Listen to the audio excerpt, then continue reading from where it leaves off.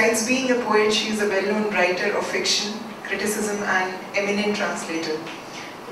I invite her to do the readings.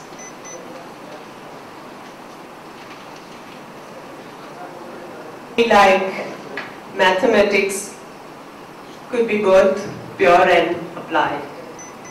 It could be on waters and it could be on parliamentary affairs. These poems read like a spiritual diary of a pecado, an eternal wanderer. We who've grown up on the staple diet of PPH, People's Publishing House, Russian classics, have a metaphor inbuilt in us. There was, a storybook of Rusi Lokat. It was called Rusi Lokat. It talked about Tsar Nikolai, and I remember my father reading it out to me. And there was a particular line, "Jao wahan na jane kahan, lao use na jane kise." Now that metaphor has stayed with us, and the sense of place, I've chosen the poems which radiate a sense of place over the sense of time, and the moral geography. They are intertextual poems.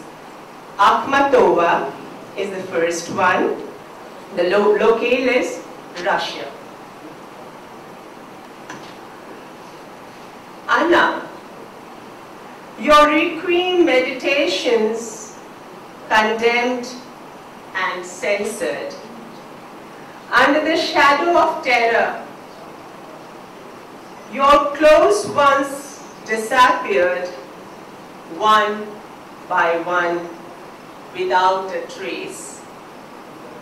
Like storms, husbands and lovers came your way. Gumilev, Modigliani, Osip, and countless others. None could possess you though for long. Friends left you for greener pastures, and you became a poem without a hero. Anna, your eternal confusion still haunts the world. Who is beast? Who is man? The second one is again, and it has Russia for the old USSR for its locale, Dostoevsky. Harrowing prophet, impassioned, irrational, sick and spiteful. How could you be otherwise? Your father, murdered by his own serfs. You and your Petroshevskian friends arrested for treason without rhyme or reason. Sentenced to death by the deadly bullets of the firing squad, miraculously rescued seconds before triggers were to be pulled. Shipped off to Siberia for metamorphosis, to live in the house of the dead, but you came out a true believer, with a new mission to return the world to God. You heroically fought battles within your soul. Through tormented Raskolnikov, Shaft, Stravorokhin, atheist Ivan Karamazov, and an army of charismatics, devils, saintly prostitutes, mystic, terrorists, these juxtapositions are very important, possessed idiots and deadly demons in a fallen world. And the third one is again intertextual, and it's called Gogol. It reminds us of the great overcoat.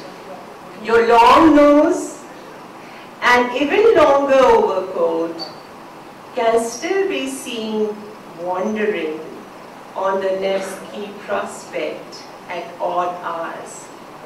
guarded by an army of dead souls. Goggle. Are you still enamored with heaven on a marshy land? Why disguise yourself as an inspector general, a police chief, or a lowly clerk? Don't you know, tears and communists have left St. Petersburg. Thank you. Honorable Minister and our valued invited guests, ladies and gentlemen, it is my privilege to have been asked to propose a vote of thanks on this occasion. I, on behalf of Shri Abhay and on my own behalf, extend a very hearty vote of thanks to the distinguished chief guest for sparing time for us and releasing the book, and to all the speakers for gracing the occasion by their valuable speeches and sharing with us their thoughts today. It's been a great pleasure to have you here this evening. Thank you very much.